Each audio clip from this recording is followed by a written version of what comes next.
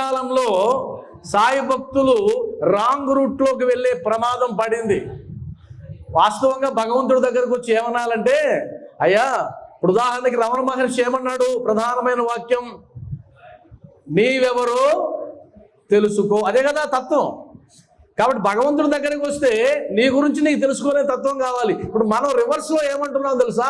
నువ్వెవరో చెప్పు బాబా, నువ్వెవరు బాబా, నీ క్యాస్ట్ ఏంటి బాబా, నీ మతం ఏంటి బాబా? ఇది దుర్మార్గమా కాదా? ఇది నువ్వు భగవంతుడి కాడికి వచ్చి షోడశోపచారాలు చేసేటువంటి ఆయన దగ్గరకు వచ్చి వేదం తెలిసినా వేదం చదివినటువంటి పూజారులు అర్చించేటువంటి ఆయన దగ్గరకు వచ్చి నువ్వు అడుగుతావా క్యాస్ట్?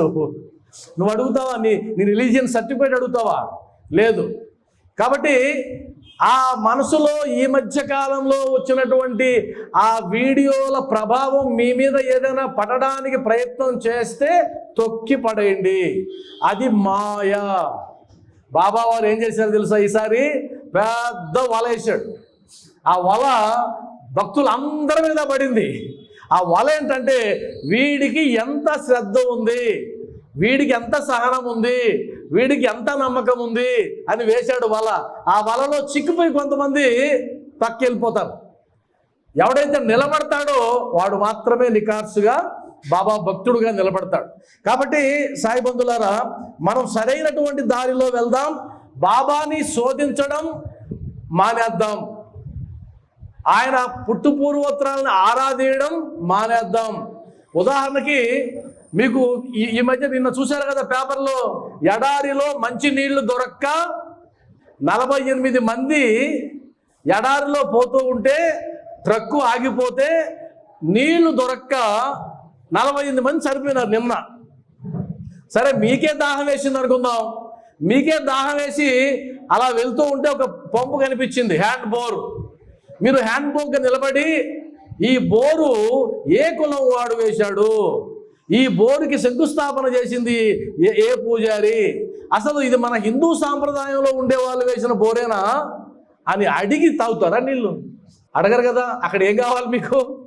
దాహం తీరాలి, అంతేనా? మీకు హాస్పిటల్ బెడ్ మీద ఉన్నప్పుడు రక్తం ఇవ్వడానికి ఎవరో ఒక మహానుభావుడు వచ్చి రక్తం ఇస్తే, డాక్టర్ గారు ఆగండి, ఆయన ఎవరు, ఆయనది ఏ కులం, ఏ మతం, సర్టిఫికేట్ చూపించాడంటే చస్తావు. కాబట్టి గుర్తుపెట్టుకోండి, ఎప్పుడైనా సరే విశ్వాసం లేనటువంటి భక్తి పనికిరాదు. గీతాచార్యుడు చెప్పాడు, సంశయాత్మ వినశ్యతి, సంశయాత్మ వినశ్యతి అని చెప్పాడు. కాబట్టి బాబా వారి మీద మీకేదైనా అనుమానం ఉంటే ఇప్పుడే తక్షణమే ఆయన పాదాలు విడిచిపెట్టి వెళ్ళిపోవచ్చు, ఇబ్బంది ఏం లేదు. కోట్లల్లో బాబా భక్తులు ఉన్నారు. ఆయనకి ఎప్పుడు కూడా ఏ మందిరాలు కూడా ఆయనకి భక్తులు లేకుండా విలవెల్లాడిన సందర్భాలు లేవు, ఎక్కడా లేదు ఆ ప్రాబ్లం. షిరిడీలో కూడా ఇప్పటికీ కూడా బాగా ఎక్కువగా వస్తూ ఉన్నారు భక్తులు. కాబట్టి ఇక్కడ నేను బాబా వారిని ఏదో హైప్లో తీసుకెళ్లాలని, మా సత్సంగం విన్న తర్వాత అందరూ బాబా భక్తులు అయిపోతారనే ఆ మూర్ఖత్వంలో మేము లేవు. నేను చెప్పినా, ఎవరు చెప్పకపోయినా, ఏం చెప్పకపోయినా ఆయన సాక్షాత్తు పరబ్రహ్మ స్వరూపుడే, అందులో సందేహమేమీ లేదు. గురువన్న ఎవ్వరు ఎరుక పరచే సాయి, గుప్త సత్యములే గురుతు చేసే సాయి, శిమలో బ్రహ్మలో జీవరాశులలో దేవుడే కలడని గురుతు చేసే సాయి, గురువన్న ఎవ్వరు ఎరుక పరచే సాయి, గుప్త సత్యములే గురుతు చేసే సాయి, శ్రద్ధా భక్తి సహన శక్తి, శ్రద్ధా భక్తి సహన శక్తి, అర్చనార్పణ ఆత్మానురక్తి, సాధించగలిగితే సద్గురువు దొరకునని, జ్ఞాన సాధన చే జ్ఞానమొసగేనని, ధ్యాన సాధన చే జ్ఞానమొసగేనని గురువన్న ఎవ్వరు ఎరుక పరచే సాయి. గురువు అనే పదానికి నిజమైనటువంటి పరమార్థం తెలిపినటువంటి వాడే షిరిడి సాయినాథుడు. కాబట్టే ఇన్ని లక్షల మంది కోట్ల మంది పిచ్చి బట్టి ఆయన చుట్టూ తిరుగుతున్నారు. నేను పిచ్చి ఎందుకన్నానంటే, ఒకసారి మీరు షిరిడీకి వెళ్ళినప్పుడు చూసే ఉంటారు. బాబా దర్శనానికి వెళ్ళి వెనక్కి తిరిగి వచ్చేటప్పుడు చూడండి ఎంతమందికి పిచ్చి పట్టి ఉంటుందో. ఆయన్ని చూసి రాలేక ఏడ్చే వాళ్ళు ఎంతమంది ఉంటారు, అవునా కదా? కన్నీరు కారిపోతూ ఉంటుంది. మరి పిచ్చి కదా అది. ఆ పిచ్చోళ్ళను మార్చగలరా? ఎవరైనా వచ్చి మార్చగలిగేది లేదు. ఇక్కడ కూర్చున్న వాళ్ళందరూ బాబా పిచ్చివాళ్లే. మనకు తెలిసి సచరిత్రలో ఒక పిచ్చివాడే ఉన్నాడు, బాబా పిచ్చివాడు. ఎవరు? నానావళి. ఆ పిచ్చి ఎంత గొప్ప పిచ్చి అంటే, బాబావారు మహాసమాధి చెందిన తర్వాత అన్న పానీయాలు మానేసి ఒగ్గబట్టి ప్రాణాలు విడిచేంత పిచ్చి. ఆ పిచ్చి మనకు కూడా ఉంది. కాకపోతే తక్కువ స్థాయిలో కొంతమందికి ఉంటుంది, ఎక్కువ స్థాయిలో కొంతమందికి ఉంటుంది. కాబట్టి సాయి బంధువులారా, ఎప్పుడైనా గుర్తుపెట్టుకోండి, విశ్వాసం లేకపోతే విడిచిపెట్టేయండి. అయితే నన్ను అడిగితే కనుక బాబావారు బాగా అర్థం కావాలంటే ఎవరికి బాగా అర్థం అవుతాడంటే, పరమత సహనం అనేటువంటి గుణం ఉన్నవారికి బాబా బాగా అర్థం అవుతాడు. ఈ మత పిచ్చి ఎక్కువగా ఉంటే గనక, నేను మరలా ఆ పదాన్ని తిరిగి వాడుతున్నా, మత పిచ్చి. మతం మీద గౌరవం ఉండొచ్చు, మతం మీద ప్రేమ ఉండొచ్చు, మతం కోసం ప్రాణాలే ఇవ్వచ్చు, మతం ప్రచారం కూడా చేయొచ్చు. కానీ ఉండకూడదు మత పిచ్చి, మత ఉన్మాదం ఉండకూడదు. ఎందుకంటే ఇంకొక దేశానికి ఉన్నటువంటి ఉన్మాదం వల్ల మనం అల్లాడుతున్నాం. ఇప్పుడు అదే ఉన్మాదం మనకొస్తే అది ఎలా న్యాయమవుతుంది? ఒక దేశం ఉంది, మతోన్మాదంతో ఉంది. ఆ మతోన్మాదం వాళ్ళకు ఉన్నందువల్ల ఈరోజు భారతదేశం ఇబ్బంది పడుతూ ఉంది, ఎన్నో త్యాగాలు చేయాల్సి వస్తుంది. మరి ఆ ఉన్మాదాన్ని మనం రైట్ అంటామా? అది ఆ ఉన్మాదం అన్నది మన వైపు ఉన్న తప్పే, వారి వైపు ఉన్న తప్పే. కాబట్టి బాబావారు పరమత సహనానికి పెద్దపీట వేశారు, మత సామరస్యాన్ని పాటించారు. ఆయన ఏ మతాన్ని స్థాపించలేదు, ఏ మతాన్ని ప్రేమించలేదు, ఆయన మత మార్పిడి అస్సలే చెయ్యలేదు. ఇంకా మనకు మతానికి ఏం గొడవ ఉంది?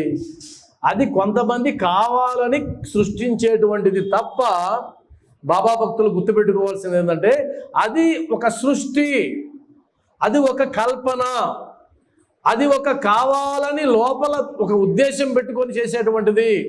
మనకు ఒక సామెత ఉంది, చల్లకొచ్చి ముంత దాచడం అంటారు. గ్రామాల్లో ఉంటుంది అది. చల్లకొచ్చి ముంత దాచడం అంటే మజ్జిగ కోసం వచ్చి ఆ మజ్జిగ కోసం తెచ్చిన పాత్రను దాచిపెట్టడం. ఇప్పుడు బాబాను విమర్శించే వాళ్ళందరూ కూడా దాచిపెడుతున్న అజెండాలు ఉన్నాయి. ఆ అజెండాలను దాచిపెట్టి ఇంకేదో ముందుకు తీసుకొచ్చి వాళ్ళు ఉద్ధరించడానికే పుట్టినటువంటి పరబ్రహ్మ స్వరూపుల్లాగా కూర్చొని మాట్లాడుతూ ఉంటారు. దయచేసి వాస్తవాన్ని గుర్తిద్దాం అని నేను మీకు సవినయంగా తెలియజేస్తూ, బాబావారు ఈ విమర్శలని ఆయన దేహంతో ఉన్నప్పటి నుంచే ఆయన ఎదుర్కొంటున్నాడు. మీకు సచరిత్రలో చూడండి, అయ్యా ఈ జెండాలు ఉండేటువంటి గురువు, ఈ ఉత్సవాలు చేసుకునేటువంటి గురువు నేను ఎక్కడా చూడలేదు, ఇలాంటి గురువుని దర్శనం చేసుకోవడం కంటే వెళ్ళిపోవడం మేలు అన్న వాళ్ళు లేరా? అప్పట్లోనే ఉన్నారు. ఆయన దక్షిణలు తీసుకుంటాడు, ఆ దక్షిణ కోసం అందరిని అడుగుతాడు, ఆయన డబ్బు మనిషి అయ్యా అని ముద్ర వేసిన వాళ్ళు లేరా? ఉన్నారు. అంతెందుకు, నేను ఇప్పటిదాకా ఏం చెప్పాను, ఆయన పరమత సహనం కోసం వచ్చారు, అన్ని మతాల్ని గౌరవించారు, అందరూ కలిసిమెలిసి ఉండండి అన్నాను కదా. అయినా కూడా మార్పు వచ్చేసిందా అందరిలో అంటే రాలేదు. బాబావారు మహాసమాధి చెందిన తర్వాత ఆయన యొక్క పార్థివ దేహాన్ని హిందూ సాంప్రదాయంలో అంత్యక్రియలు చేయాలన్నా, ముస్లిం సాంప్రదాయంలో అంత్యక్రియలు చేయాలని చర్చ జరిగింది. అందరూ కూర్చున్నారు, మధ్యస్థాలు జరిగినాయి, చివరికి ఓటింగ్ జరిగింది. ఓటింగ్ జరిగిన తర్వాత 1503 ఓట్లు హిందూ సాంప్రదాయంలో ఆయన అంత్యక్రియలు చేయాలని వస్తే 750 ఓట్లు మాత్రమే ముస్లిం సాంప్రదాయంలో చేయాలని వచ్చాయి. ఆ 750లో కూడా హిందువులదే ఎక్కువ. అంటే అప్పుడు కూడా బాబా వారిని ముస్లింగా భావించిన హిందూ ఉన్నారు. కుశాల్ చంద్, మీకు ఆ పేరు వినే ఉంటారు. కుశాల్ చంద్ అంటే బాబా విపరీతంగా ప్రేమించాడు ఆయన్ని. ఆయన కూడా బాబా వారిని ముస్లిం సాంప్రదాయంలో అంత్యక్రియలు చేయాలని ఓటు వేసిన వ్యక్తి ఆయన. కాబట్టి బాబా వారు అంత సులభంగా అర్థమవుతారా అంటే అర్థం కారు. అందుకని స్పష్టంగా చెప్పారు, నా లీలలు నిగూఢాలు, నా చర్యలు అగాధాలు, తేల్చిపడేశాడు. కాబట్టి ఎవరికైనా సరే, బాబా భక్తులు ఎవరికైనా సరే, నాకు షిరిడి సాయిబాబా అర్థమైపోయాడండి అని అంటే నువ్వు పెద్ద మూర్ఖుడివి అని అర్థం. ఆయన అర్థమయ్యేదే లేదు. 20 ఏళ్ళ నుంచి 30 ఏళ్ళ నుంచి 40 ఏళ్ళ నుంచి సచ్చరిత్ర పట్టుకొని ఆయన పాదాలు పట్టుకున్న అర్థం కాని వాళ్ళు ఆయన విమర్శించడానికి సచ్చరిత్ర పట్టుకొని ఆ పారాగ్రాఫ్ చూడండి, అందులో ఏముందంటే, మూర్ఖులారా మీకు ఎలా అర్థం అవుతురా? నేను దాదాపు 18 ఏళ్ళ నుంచి పట్టుకొని ఉన్నా, నాకంటే ముందు నుంచి పట్టుకున్నారు. ఇందాక ఈ కోశాధికారి, మన మందిరం కోశాధికారి గారు, ఆయన నేను పుట్టక ముందు నుంచి బాబా భక్తుడు, ఆయన. మరి ఎలా సాధ్యమండి అర్థం కావడం? అర్థం కాదు. దాని గురించి మనం పట్టించుకోవాల్సిన అవసరం కూడా లేదు. బాబా వారు నా వయసు ఎంత అన్నాడండి? లక్షల సంవత్సరాలు అన్నాడా లేదా? ఈ పాదాలు పురాతనమైనవి అన్నాడా లేదా? శ్యామకు నాకు 72 జన్మల సంబంధం అన్నాడా లేదా? అంటే అర్థం ఏంటంటే, షిరిడీలో 1918లో మహాసమాధి అయిన బాబానే బాబారా? అంతకుముందు బాబా లేరా? మరి దేని గురించి మాట్లాడతారు మీరు? సచ్చరిత్రలో ఏం చెప్పబడింది? ఒక భక్తురాలు గురించి చెప్తూ, ఈమె ఒకప్పుడు బ్రాహ్మణ కుటుంబంలో పుట్టింది, ఇంకొకప్పుడు క్షత్రియ కుటుంబంలో పుట్టింది, ఇంకో జన్మలో ఇంకొక వైశ్యుల కుటుంబంలో పుట్టింది అని బాబా వారు చెప్పారు కదా. మరి దేని ఆధారంగా నువ్వు బాబా యొక్క మతాన్ని నిర్ణయిస్తావు? దేని ఆధారంగా నిర్ధారిస్తావు? ఇప్పుడు ఉన్నటువంటి శరీరాన్ని ఆధారంగా నిర్ధారిస్తావా? ఆయన ఇప్పటివాడు కాదే, ఆయన ఇప్పటివాడు కాదు, లక్షల సంవత్సరాల నుంచి ఉన్నవాడు. మన అదృష్టం కొద్దీ ఆ శరీరాన్ని ధరించి వచ్చాడు అంతే. ఆ శరీరాన్ని ధరించి మన కోసం వచ్చాడు.